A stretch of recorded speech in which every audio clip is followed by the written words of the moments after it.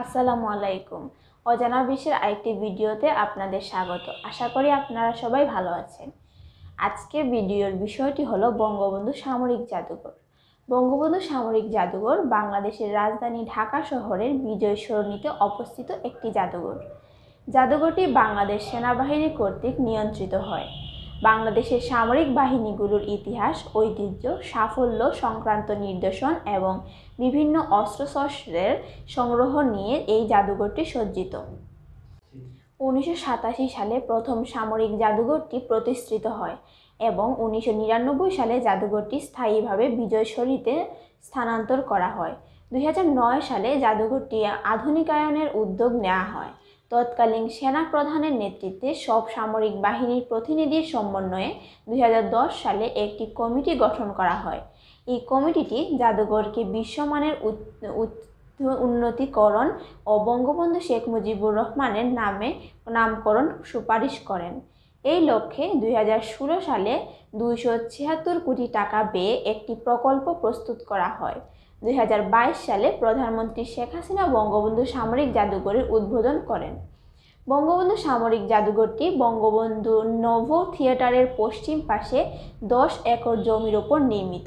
জাদুঘরটিতে 3 বাহিনীর জন্য নির্ধারিত গ্যালারি সহ 6টি পৃথক অংশ রয়েছে ও প্রতিটি বাহিনীর গ্যালারিতে একটি বঙ্গবন্ধু কর্নার রয়েছে। জাদুঘরের নিচতলায় বাংলাদেশের ইতিহাস গ্যালারি, দ্বিতীয় তলায় বাংলাদেশ সেনাবাহিনী গ্যালারি ও তৃতীয় তলায় বাংলাদেশ বিমান বাহিনীর গ্যালারি এবং চতুর্থ তলায় জাতিসংঘ শান্তিরক্ষা গ্যালারি এবং বেসমেন্ট বাংলাদেশের নৌবাহিনী গ্যালারি রয়েছে। 1971 সালে মুক্তিযুদ্ধের সময় সেনাবাহিনীর কমান্ডারদের ব্যাজ, পোশাক, অস্ত্র, গোলাবারুদ, কামান, এন্ট্রি, এয়ার ফার্স্ট গান এবং যোগাযোগের জন্য ব্যবহৃত বিভিন্ন যানবাহন জাদুঘরটিতে সংরক্ষিত রয়েছে। মুক্তিযুদ্ধের পর তৎকালীন পাকিস্তান সেনাবাহিনীর কাছ থেকে উদ্ধার হওয়া বিভিন্ন যানবাহন এবং অস্ত্র এখানে সংরক্ষিত রয়েছে। এছাড়া এখানে শিল্প গ্যালারি, প্রদর্শনী গ্যালারি, উপহারের দোকান, মুক্ত মঞ্চ, চলচ্চিত্র হল, বহুবিধ হল, সিনেমা হল, গ্রন্থাগার, আর্কাইভ, ভাস্কর্য, ক্যাটফেরিয়াল, আলোক উজ্জ্বল ঝর্ণা ইত্যাদি রয়েছে। এই জাদুঘরের রুম কমপ্লেক্সের পাশে তুষকখানা জাদুঘর নামে একটি পৃথক জাদুঘর রয়েছে। তুষকখানা জাদুঘরের গুরুত্ব ব্যক্তিদের পাওয়া উপহার এবং পুরস্কারগুলি প্রদর্শন করা হয়। বাংলাদেশের সামরিক বাহিনীর ইতিহাস, ঐতিহ্য ও বিভিন্ন কর্মকাণ্ড সম্পর্কে জানার জন্য আপনারা সবাই বঙ্গবন্ধু সামরিক জাদুঘরে যেতে পারেন। পূর্বে এই জাদুঘরের নাম ছিল বাংলাদেশ সামরিক জাদুঘর। বঙ্গবন্ধু সামরিক জাদুঘরটি বঙ্গবন্ধু নোভো থিয়েটারের পশ্চিম পাশে অবস্থিত।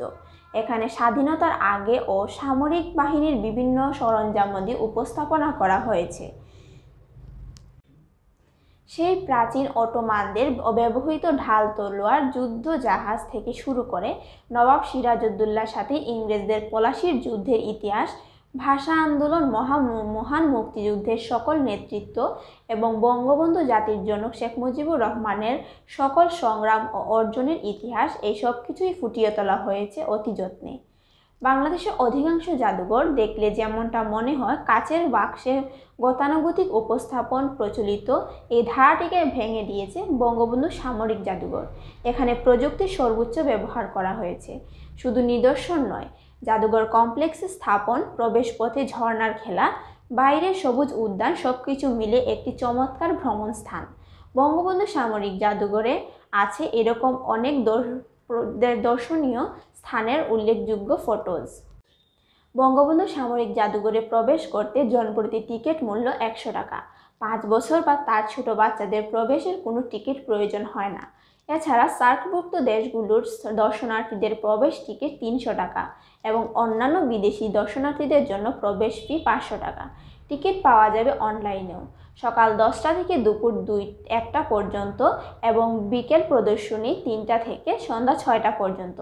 আর এটির সাপ্তাহিক বন্ধের দিন বুধবার। ঢাকা বিভিন্ন স্থান থেকে বাস, সিএনজি কিংবা ট্যাক্সি ভাড়া করে বিজয় সরণিতে নোভো থিয়েটারের পাশে অবস্থিত বঙ্গবন্ধু সামরিক জাদুঘরে যেতে পারেন। এছাড়া আপনার সুবিধা মতো পরিবহনে ফার্মগেট, বিজয় সরণি, সংসদ ভবন কিংবা চন্দ্রিমা উদ্যানের সামনে এসে রিকশায় বা হেঁটে যেতে পারবেন সামরিক জাদুঘরে।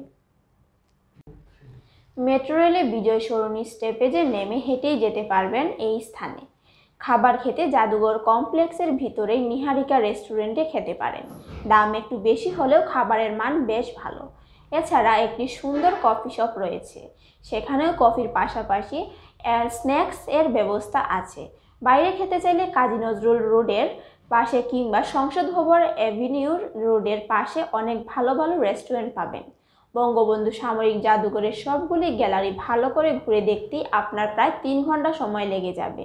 তারপরেও হাতে সময় থাকলে খুব কাছেই নব থিয়েটার, চন্দ্রিমা উদ্যান, বিমান বাহিনী জাদুঘর, সংসদ ভবন এলাকা কিংবা মুক্তিযুদ্ধ জাদুঘর ঘুরে দেখতে পারেন। এরকম আরও বিস্তারিত ভিডিও পেতে আমাদের চ্যানেলটি সাবস্ক্রাইব করে পাশে থাকবেন। ধন্যবাদ।